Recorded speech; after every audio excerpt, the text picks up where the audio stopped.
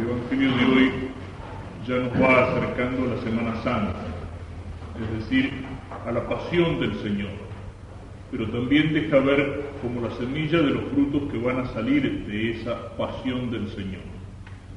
Este grupo de judíos venidos de muy lejos, de Grecia, pero que han oído hablar de Jesús y quieren conocer a Jesús. Se lo dicen a los apóstoles se lo cuentan al Señor, y el Señor dice: ha llegado la hora en que el Hijo del Hombre va a ser glorificado. En esos creyentes que vienen desde lejos, y a lo mejor son más fieles,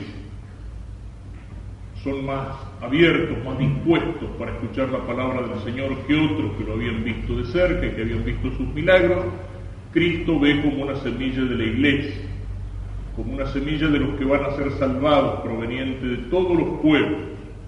Pero para eso es necesario que el Señor sea levantado, como dice, que sea levantado en alto.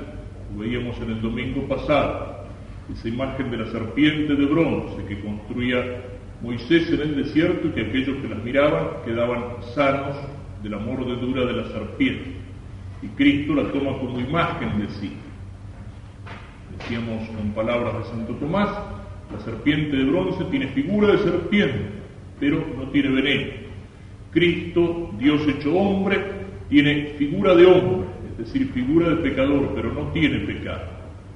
Y cuando el mal, cayendo sobre Cristo, cuando el castigo de todos nuestros pecados cayendo sobre Cristo va a golpear al inocente, es como si rompiera la punta de su aguijón. Cristo va a morir por nosotros, tiene que ser levantado en alto, como la serpiente, para que la pudieran mirar en el desierto. Cristo va a ser levantado en alto en la cruz, y todo aquel que mire hacia Cristo, es decir, aquel que crea en Cristo, se salvará. Cristo ya ve esta semilla, eso llena su corazón de alegría, y por eso habla de su glorificación. Pero también sabe que para llegar a la gloria, que para llegar al triunfo, que para que la iglesia crezca, que para que los hombres se salven, es necesario que Él muera en la cruz. Es el mensaje de la Semana Santa que revive aquellos acontecimientos: muerte y resurrección. Cristo en la cruz va a aparecer derrotado, va a aparecer aplastado, pero sin embargo allí donde parecía que triunfaban las tinieblas, donde parecía que triunfaba el mal y que Jesús era vencido, era derrotado, allí precisamente es donde Cristo triunfa. La cruz, si Cristo hubiera terminado en la cruz, sería un fracasado, un iluso, no lo podríamos reconocer como Dios. Pero Cristo no termina en la cruz. La cruz es el camino para la resurrección. Y eso lo dice el Señor con estas palabras que escuchamos también en el Evangelio: si el grano de trigo que cae en tierra no muere, queda solo, pero si muere da mucho fruto. Para que un grano de trigo, para que una semilla cualquiera pueda dar fruto, es necesario que primero sea sepultada, sea enterrada en la tierra, que sufra la acción de la humedad, que muera como semilla para nacer como planta. Cristo va a morir, Cristo va a ser sepultado, pero precisamente Cristo va a resucitar. Y también nos dice el Señor que nosotros tenemos que ese es nuestro camino. El camino de Cristo a la resurrección fue el camino de la cruz, fue el camino del Calvario. Cristo llegó a la gloria y al triunfo, pero pasando por los sufrimientos, pasando por la cruz. Ese también es el camino del cristiano. El cristiano que quiere seguir a Cristo tiene que estar dispuesto a seguirlo por ese camino. No hay otro camino para llegar al cielo, no hay otro camino para llegar a la gloria. Como hemos dicho más de una vez acá, la cruz es la única llave que abre las puertas del cielo. Y la cruz está presente en la vida del cristiano. Nos equivocamos cuando entendemos nuestra vida como cristianos, como católicos, cuando entendemos nuestras prácticas religiosas de otra manera.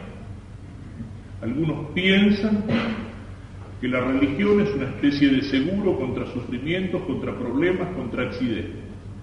Que si yo trato de portarme más o menos bien, es decir, de no hacer pecados demasiado grandes, y si me acuerdo de vez en cuando de rezar, Dios me tuviera que dar todos los caprichos que a mí se me ocurre pedirle, y Dios me tuviera que dar una especie de paraíso aquí en la tierra. Y los que piensan así, ¿qué pasa? que después se encuentran con la cruz, con una cruz o con la otra. El sufrimiento aparece en la vida, aparece la enfermedad, se muere un familiar querido, tenemos un problema en el trabajo, una incomprensión, una calumnia. ¿Cuántos motivos de sufrimiento hay? Pero si uno cree que por ser cristiano, por ser católico, en su vida no va a haber cruz, no va a haber sufrimiento, si entiende la religión nada más que como sacarle ventajitas a Dios, entonces se rebela contra Dios cuando aparece la cruz, en lugar de darse cuenta que el camino de la cruz es el camino que lleva a la gloria, y que la cruz está presente en la vida del cristiano, como la cruz está presente en la vida de todo hombre.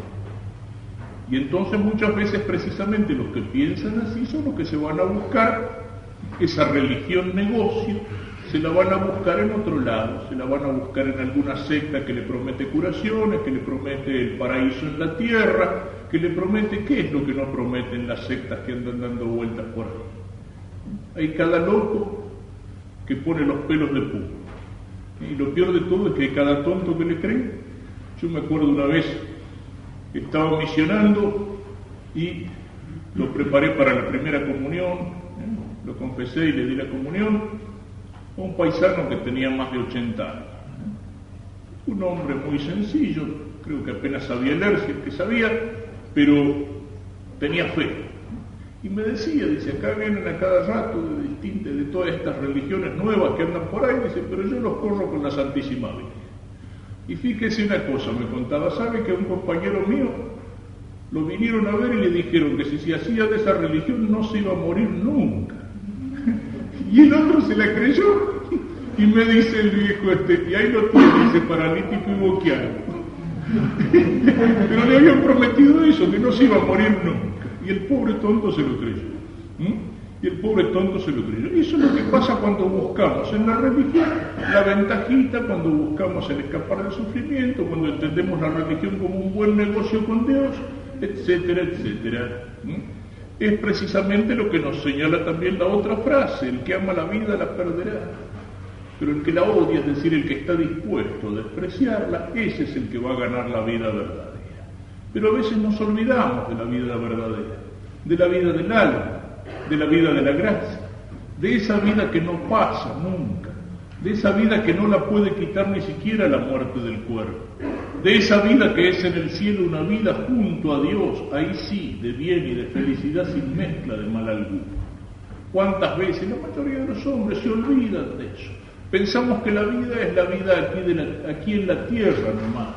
Y entonces, ¿cuántos son los que viven con la mentalidad de decir, y la vida es corta y hay que aprovecharla para pasarla bien, para divertirse? Y si se acuerdan de Dios, dicen que bueno, ya a último momento, después de haber aprovechado la vida, cuando veamos que la cosa viene mal, hay tiempo para llamar al cura y para pedir perdón y confesarse, y entonces, bueno, los que entienden la vida así, ese es el que pierde la vida, el que cree ganar. El que cree que la vida está hecha solamente para pasarla bien, para divertirse, para darle los gustos al cuerpo, ese vive como un animalito, como un animal que no tiene alma, que lo único que le interesa es comer, lo único que le interesa es tener relaciones, lo único que le interesa es dormir y pasarla bien.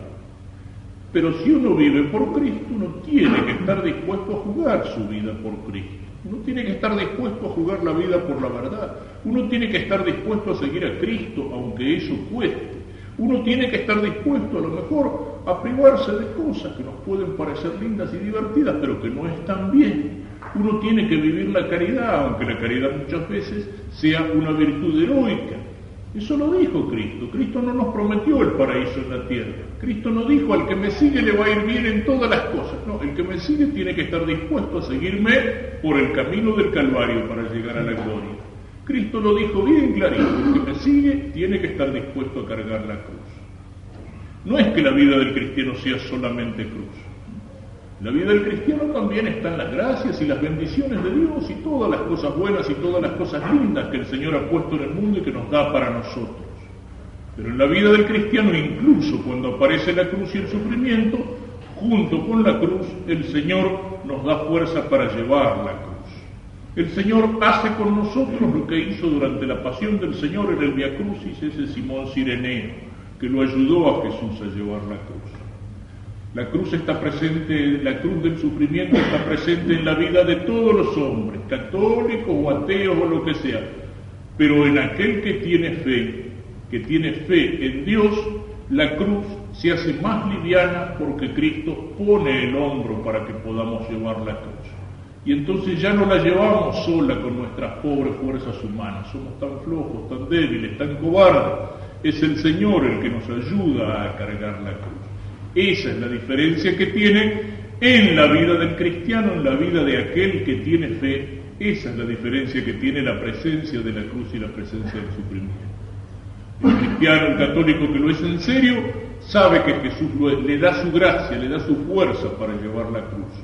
El cristiano y el católico que toma en serio su vida cristiana sabe también que no hay ningún dolor, ningún sufrimiento inútil. Porque cuando somos capaces de aceptar las dificultades, el dolor y el sufrimiento, los estamos uniendo a Jesús crucificado, los estamos uniendo a la pasión de Cristo. Y entonces esa cruz se transforma en la llave que nos abre las puertas del cielo. Ese dolor ofrecido al Señor, esa dificultad ofrecida al Señor, esa dificultad que ponemos en las manos de Jesús crucificado, es mérito para la vida eterna, es gracia para conquistar la vida verdadera, la vida que no pasa, aquella felicidad que el Señor nos promete y que ningún sufrimiento humano nos podrá quitar. Y hay una última cosa en este Evangelio. No pensemos que Cristo, porque era Dios, iba a la cruz, iba al sacrificio, contento, como si no fuera a pasar nada, como quien va a una fiesta. No, al Señor le costó padecer por nosotros. Una cosa es que estemos dispuestos a cargar la cruz y otra cosa es que no sintamos el peso de la cruz o el peso del dolor, lo sentimos. Cristo también lo sintió. ¿De qué manera tremenda lo siente al comenzar la pasión en el huerto de los olivos? Toda la humanidad de Cristo, toda su sensibilidad se revela en frente al sufrimiento que Él sabe que le va a cargar encima, que le va a venir encima.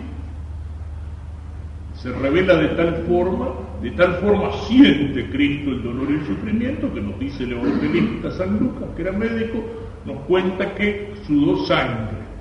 Es decir, la tensión de Cristo hizo como que se rompieran venitas, vasos, y Cristo sudaba un sudor de sangre que llegaba hasta el suelo. El Evangelio de hoy tiene algunas frases que es como un anticipo de esa oración de Jesús en el huerto. Mi alma está turbada, dice Jesús. ¿Qué diré? Padre, líbrame de esta hora. Siente el temor enfrente a aquello que va a venir. Pero sabe que es la voluntad de Dios. Sabe que es el camino elegido por Dios para salvarnos.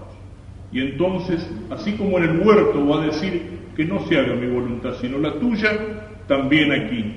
Le voy a pedir al Padre que me libre de esto. No, si para eso he llegado a esta hora. Padre, glorifica tu nombre. Jesús mira su propia vida, su destino, su misión, el sentido que tiene su encarnación y su presencia entre nosotros, y sabe que es necesario que la semilla caiga en tierra y muera. Sabe que es necesaria la cruz y que es necesaria la muerte como un camino para el triunfo, para la resurrección. Sabe que para eso ha venido, para cargar sobre sus hombros con nuestros pecados, para recibir Él, inocente, el castigo que nosotros merecíamos y merecemos por nuestros pecados, para abrirnos las puertas del cielo, para lavar con su sangre la mancha y la inmundicia del pecado en nuestras almas. Y entonces, aunque todo su cuerpo se revele, su voluntad se identifica amorosamente con la voluntad del Padre y el Señor está dispuesto. Y sabe que cuando sea levantado en la cruz, esa aparente derrota va a ser verdaderamente la glorificación, la del Padre, la de Cristo y la de todos aquellos que miran hacia el Señor crucificado, crean en Él y alcancen, gracias a Él, la salvación.